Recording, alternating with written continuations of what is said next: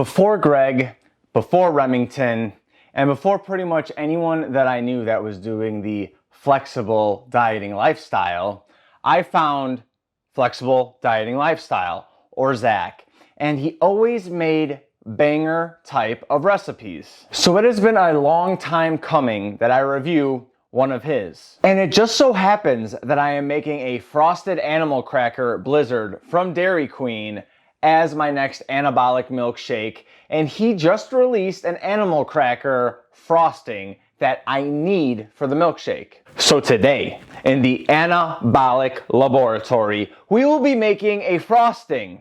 I know, not so exciting. However, this is going to be the frosting that will go into the blizzard if it is passing the exercise for cheat meals test. My name is Nick. I have my master's in exercise physiology, and I make my own anabolic recipes, and I also review other people's recipes as well as anything else fitness related. So if you're into that kind of thing, like this video and subscribe to the channel. If you're ready to take it back to your childhood and eat some animal crackers, then let's get into it.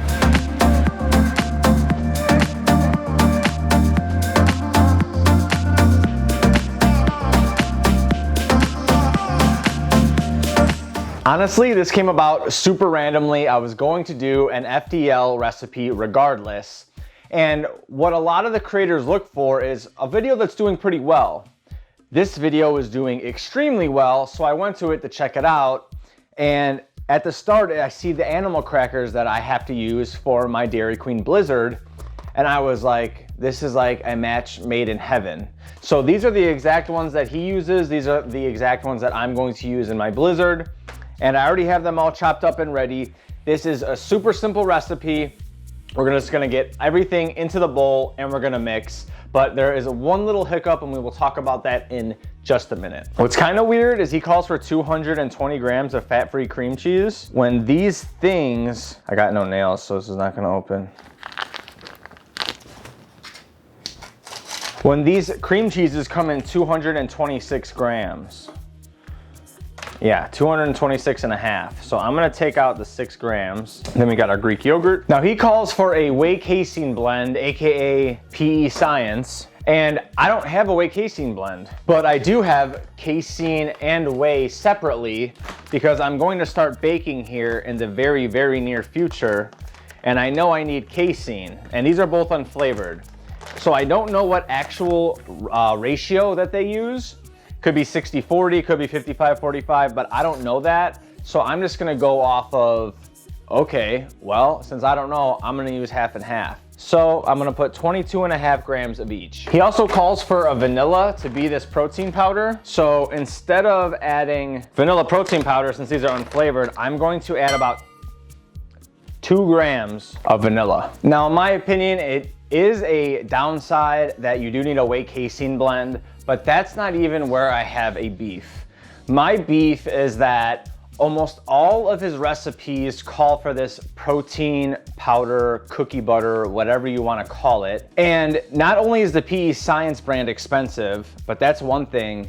You have to buy a whole other thing that pretty much he makes and is pretty damn expensive, especially for the amount you get for the dollar price. And it just makes it hard for the majority of people to make the recipe. I'm all about making money. I have no problem with having your own protein powder company or anything like that. I hope to one day have that as well.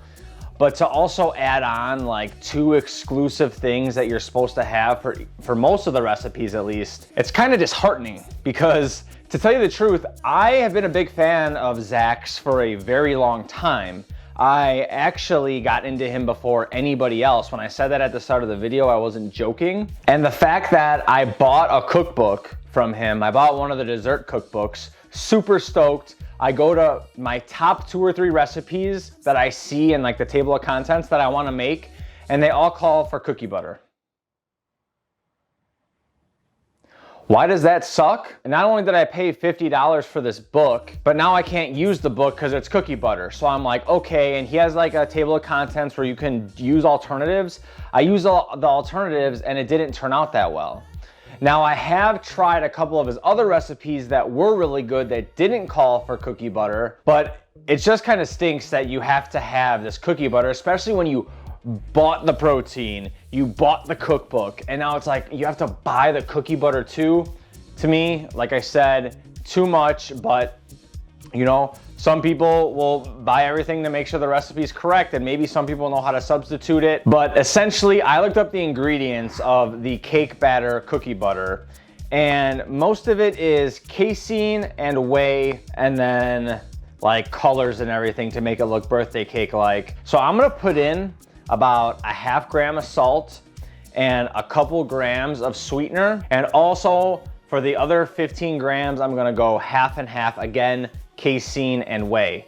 It is what it is. You could be mad at me for not exactly copying the recipe, but I think even someone in the comment section, maybe it was this video, maybe it was his cookie dough video, that was like, yo, looks great, but I'm not spending $50 on cookie butter powder just to make these recipes, which like I totally agree with, and you can call me a hater or whatever, but I'm gonna try and make it this way, and I really hope it turns out, because then I could use this directly in my DQ Blizzard, and I could shout him out and be like, yo, this is a great recipe, go check out his channel, and then also promote my Blizzard at the same time. So I'm really hoping that this does turn out. So I'm gonna add my little bit into here, and hopefully after we blend, it tastes fabulous. He does use a food processor to make this. A blender is gonna do the same thing. I'm gonna keep scraping the sides. He says to scrape the sides down, and we will see, is this worth making or not? Because if this is, probably the other three that are in that same video are worth making as well. I forgot, I do have cake batter flavoring as well. So I'm gonna put my cake batter extract in here, probably just a gram or two, because I'm sure that's all it needs. You know when an idea should be like smacking you in the face, and it really is, but you still don't give it the light of day? This is like the perfect example. Like I've had like 5 or 6 test frostings. I cannot get it this thick. It would slip right off. I know what casein is, how casein works. I learned about this stuff in school, and I have it in my room.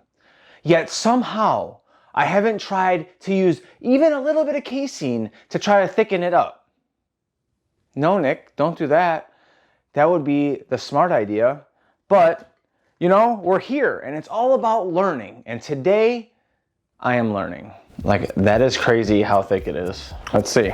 Now, since my stuff is unflavored, I'm guessing the reason why it doesn't taste that sweet is because it has no extra like sucralose or like artificial sweeteners in it. Even though I did add a little bit extra, that was to make up for the cookie butter powder. So I'm gonna add a little bit more sweetener. The thickness is right. I just need a little bit more sweetness. All right, test number 2. To me, something needs to be sweeter. Round 3. 3rd time's the charm. Better. Definitely sweeter. I mean, the volume's unreal. I think this is like, I don't know, 220, 30, 240, cup and a third, $1.25 plus 2. So it might sound like a lot. This is 785 calories worth of frosting, but it's loaded with protein. Is very, very low calorie when you look at how much butter and oil and all this other stuff and sugar is put into most. But it's like, you can tell it's thickened by protein, because that's literally all it is straight protein, casein and whey. And honestly, I take half the blame, but I also think it's half his fault. Like, I can't substitute the way I should be able to substitute. It's not like, okay, you don't have cookie butter, you can go to Walmart and get this. It's like, well, you can use like some peanut butter and pull back on like some of the wet ingredients. But when I tried to do that in the cookbook, it didn't turn out the same. So I take partial blame that I don't have all the ingredients, but at the same time, I think that the ingredients should be easier and / cheaper to get, but it is what it is. So you can take it for what it is. I will add these animal crackers, and I'm sure this is gonna level it up. Anytime that I put in my mix-ins to my ice cream, no matter how good the ice cream is by itself, it definitely levels up the mix or the ice cream. And to be honest with you, I think most people would be happy with how this tastes. I am such a perfectionist that It's good, especially for a very high protein frosting, but I just think that I can make it better. I'm probably gonna take this version, make a few tweaks, make it taste a little less like protein rich, and turn it into a frosting for my DQ Blizzard. Regardless, Zach has been putting in work for literally years. Some of the stuff he comes out with is insane.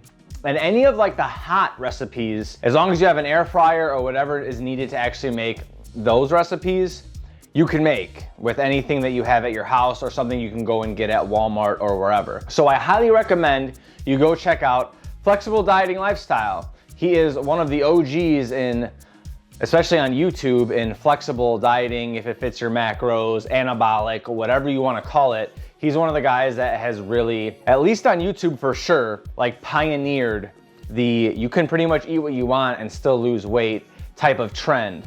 And Greg has really just, boom, made it explode. DQ Blizzard on the way, as well as Panda Express Orange Chicken. Be on the lookout, subscribe if you haven't already, and until next time, I will see you in that next one. Deuces.